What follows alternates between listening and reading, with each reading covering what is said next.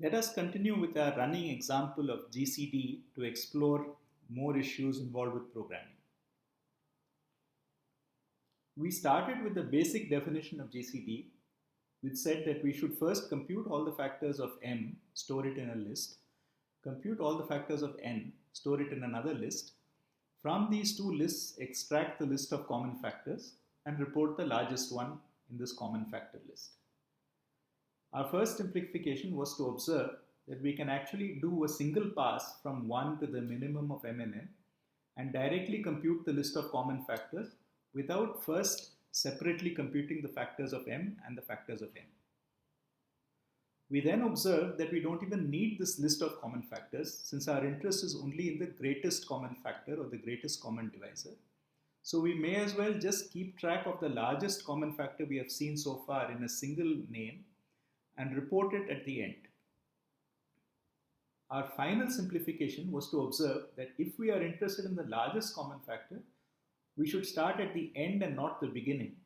So instead of starting from 1 and working upwards to the minimum of M and N, it's better to start with minimum of M and N and work backwards to 1.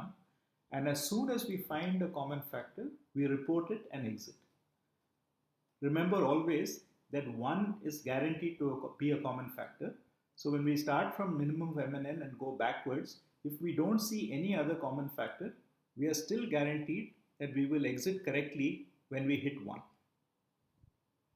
So what we noticed was that though these different versions are simpler than the earlier versions, they all have the same efficiency in terms of computation, which is that they will force us in the worst case to run through all the numbers between 1 and the minimum of M and N before we find the greatest common factor, whether we work forwards or backwards. So at the time of the ancient Greeks, what was possibly the first algorithm in modern terminology was discovered by Euclid, and that was for this problem, GCD. So what Euclid said was the following. Suppose we have a divisor D, which divides both M and N. So this is a common divisor, and we are looking for the largest such D. Let us assume also for the sake of argument that M is greater than N. So if D divides both M and N, we can write M as A times D and N as B times D for some values A and B. So M is a multiple of D and so is N. So if we subtract the left hand side, the equations, then the left hand side is M minus N. So we take M and subtract N from M. So correspondingly we subtract BD from AD. So M minus N is equal to AD minus BD.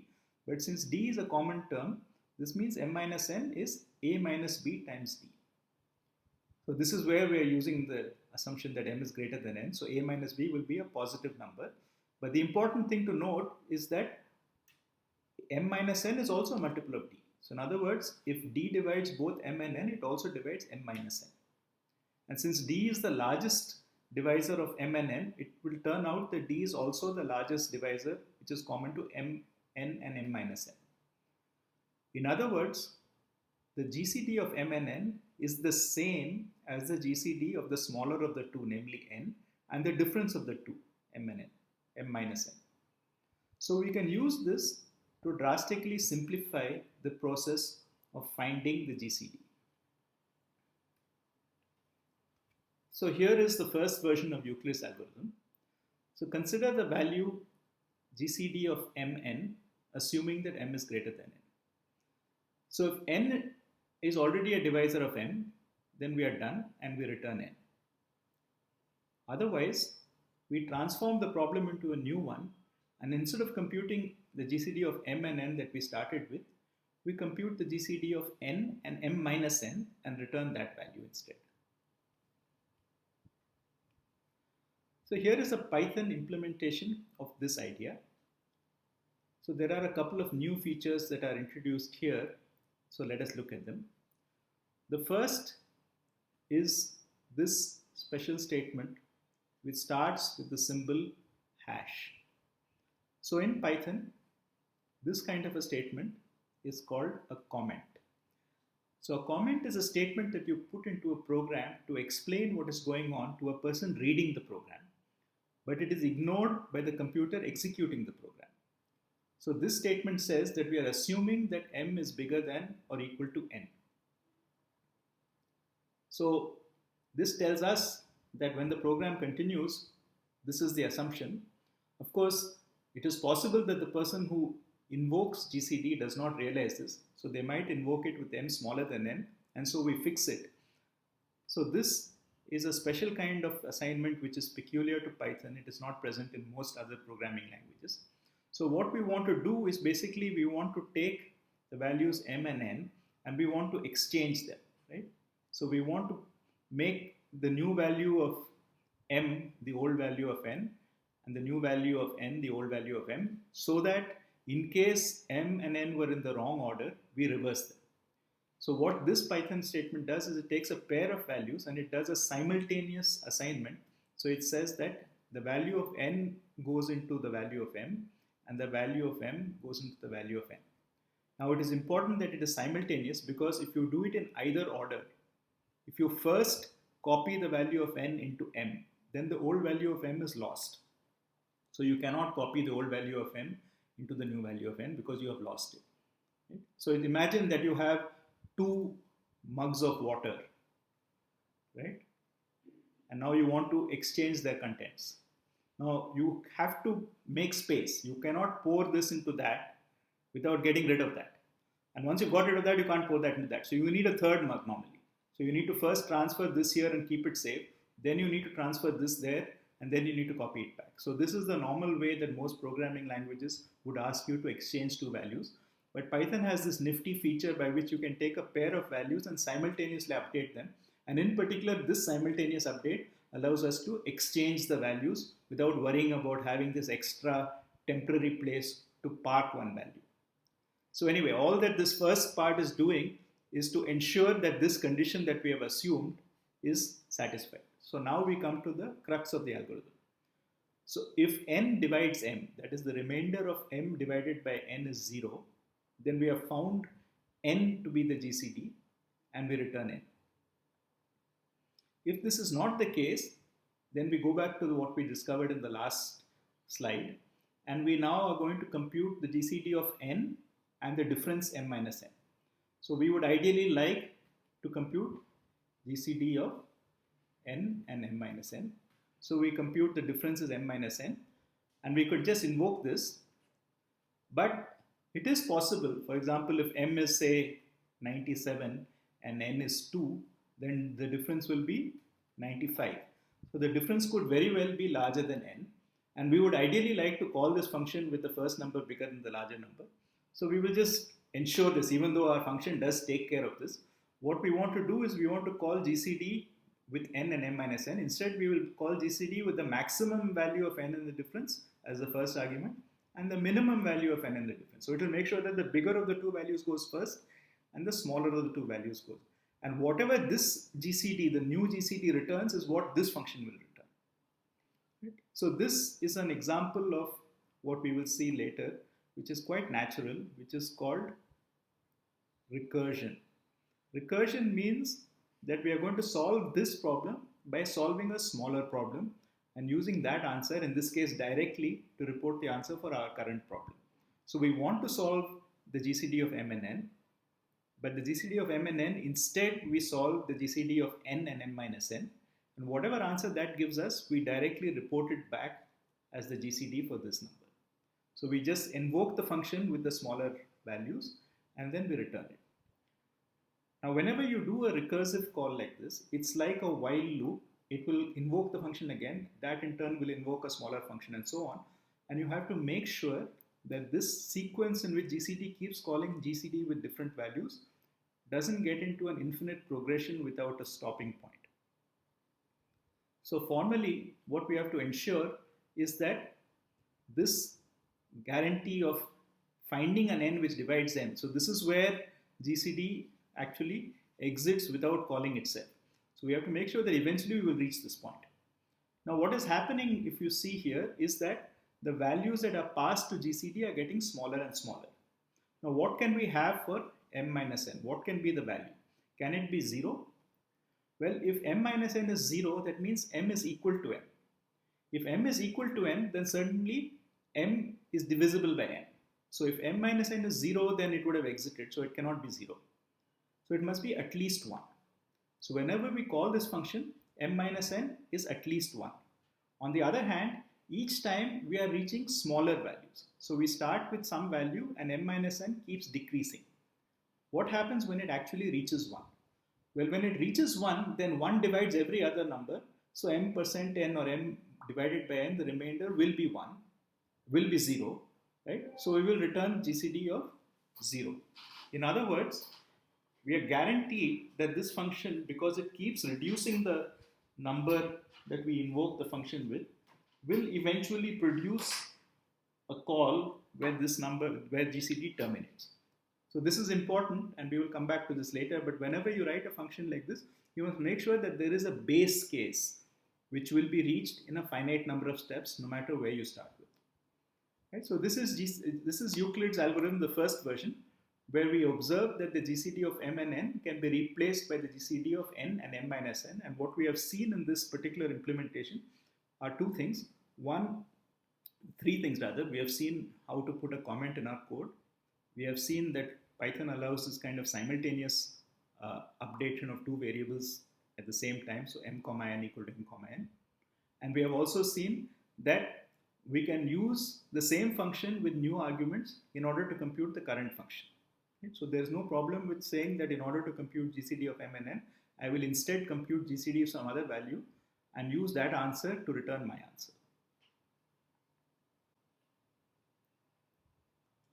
So let us look at a different version of this algorithm where we replace the recursive call by a while loop. So we saw while in our last version of the standard algorithm when we were counting down from the minimum of m comma n to 1. So we kept checking whether I was greater than 0 and we kept decrementing. Well, here we are doing the recursion using a while. So the first thing to notice here is that I have moved this comment which used to be in a separate line to the end of a line. So what Python says is that if there is a hash, then the rest of the line can be ignored. So it reads this line, it sees a valid conditional, and then it sees a hash. So it's as though this statement was not part of the Python program when it is executing. So a comment can either be in a separate line or it can be an end of a line. Of course, remember that you cannot put anything after this which you want Python to execute, because once it sees a hash, the rest of the line is going to be ignored. So it can't be in the middle of a line. You can't put a comment in the middle of a line, but you can put it on a separate line or you can put it at the end of a line. So anyway, so this is our comment as before. So up to here, there's no change except that I've shifted the comment position. So now we reach this point where we actually have to do some computation. So at this point, if we have found n such that n divides m, we are done and we can directly return n. So this is what our recursive code would do. If we have not found such an n, we have to do some work. So the condition is to check whether m divided by n actually produces a remainder. So this not equal to symbol is written with this exclamation mark. So this is the same as the mathematical not equal to. Remember that this double equal to was what we use for the mathematical symbol of equality. So this is our symbol for not equal to. So long as there is a remainder, that is the remainder m divided by n is not 0, we do what we did before. We compute the difference and we replace m by the maximum of the two values and n by the smaller of the two values. So we have a pair mn whose GCD we are trying to find, right, with the assumption that m is bigger than n. At each step, we replace m by the larger of n and the difference and n by the smaller of n and the difference. So this is exactly what we are doing in this recursive call. We are saying, pretend we are computing the GCD of that. So here, in this while loop, effectively, we are saying replace the computation of mn by the the GCD of mn by the computation of maximum n diff and minimum n diff. And we keep doing this until we hit a condition where n actually divides n. And exactly like we said in the recursive case, that there will be a boundary case where at the worst case n will become 1 and 1 will divide everything. In the same way here, the difference will keep reducing. The difference cannot be 0 because if the difference is 0, it would have divided. So difference can at most go down to 1, and when it hits 1, we are done. So this is a while version of the same recursive function we wrote earlier. So if it helps, you can look at these side by side and try to understand what the recursive thing is doing and what the while is doing, and see that they are basically doing the same thing. And the idea that the recursion must terminate is exactly analogous to the claim that we said earlier, that when you write a while, you must make sure that you make progress towards making the while condition false so that the while exits. So just like the recursion can go on forever if you're not careful and you don't invoke it with arguments which guarantee termination, the while can also go on forever if you don't make progress within the while in order to make sure that the while condition eventually becomes false.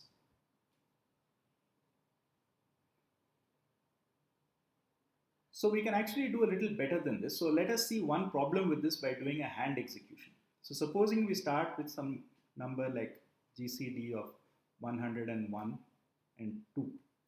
Then our algorithm will say that this should now become GCD of the difference and n. The difference is 99, so we'll have 99 and 2. And then this will become GCD of 97 and 2, and so on. So we'll keep doing this about 50 steps, and then eventually we will come down to GCD of 5 and 2, and then GCD of 3 and 2. And now when we compute the difference, we'll get GCD of 2 and 1. So now the difference will become smaller. And then at this point, we will report that the answer is 1. So it actually takes us about 50 steps in order to do GCD of 101 and 2. So one of our criticisms of the naive approach is that it takes time proportional to the numbers themselves. If we had numbers m and n, we would take in general a number of steps equal to minimum of m and n. Now here in fact we are taking steps even larger than the minimum, because the minimum is 2.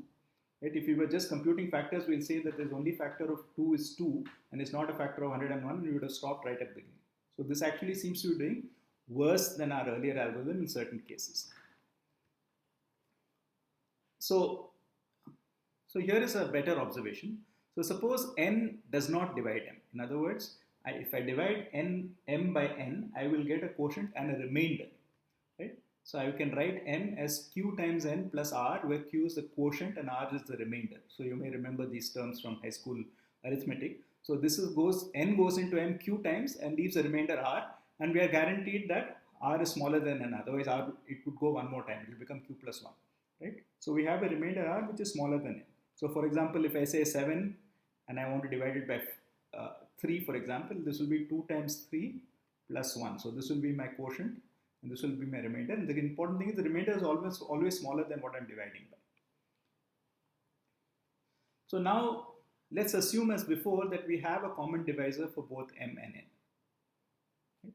In other words, like before, we can write m itself as a times d and n as b times d for some numbers a and b, because m is a multiple of d and so is n.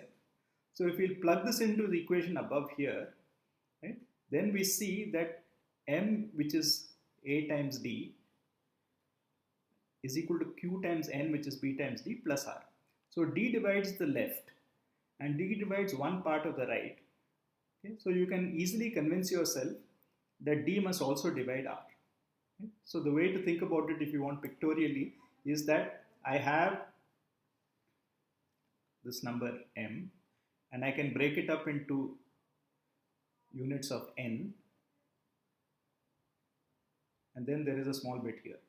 On the other hand, if I look at d evenly divides everything. Okay, so it divides each of these blocks. It also divides the whole thing.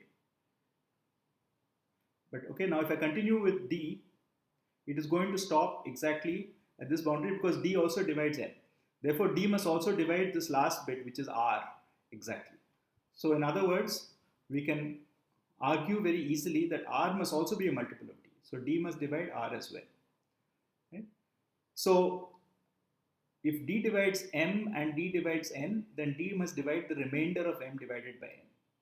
And as we saw before with the difference, so last time we said we would look at the difference m divided by n. Now we are saying we look at the remainder of m divided by n, and d must divide that, and d will be in fact the GCD of n and this remainder. So this is an improved, and this is the actual version of the algorithm that Euclid proposed, not the difference one, but the remainder one. It says, consider the GCD of m and n assuming that m is bigger than n. Now if n divides m, we are done, we just return n. This is the same as before. Otherwise, let r be the remainder, okay, is the value of m divided by n, get the remainder, and return the GCD of n and r. And at this point, one important thing to remember is that r is definitely less than n. So we don't have to worry about this condition here. We don't have to take the max and the min as we did for the difference, because the remainder is guaranteed to be less than n, otherwise n would go one more time. So as before, we have a very simple recursive implementation of this, and this is even simpler because we don't have to do this max min business. So like the previous time, we first flip m and n in case they are not in the right order. Okay. Then if n divides m, if m, the remainder of m divided by n is 0, we return n and we are done. Otherwise, we return the GCD of n and the remainder. So this is the remainder. And remember that the remainder is always less than n, so we don't have to worry about flipping it and taking max and min at this point. And analogous to the previous case, we can do this whole thing using a while instead of doing it with the recursive thing. So we first exchange m and n if they are in the wrong order.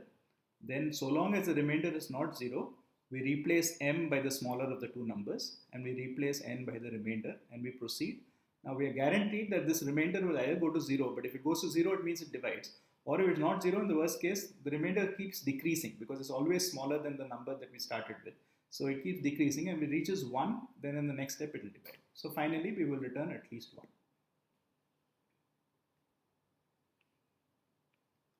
So if we go back to the example that we were looking at, so if we saw that GCD 101, 2, when we did it using the difference, we said we took about 50 steps. Now here, if we do the remainder, I'm going to directly find that the r is equal to 1, right? If I divide 101 by 2, it goes 50 times, the remainder 1.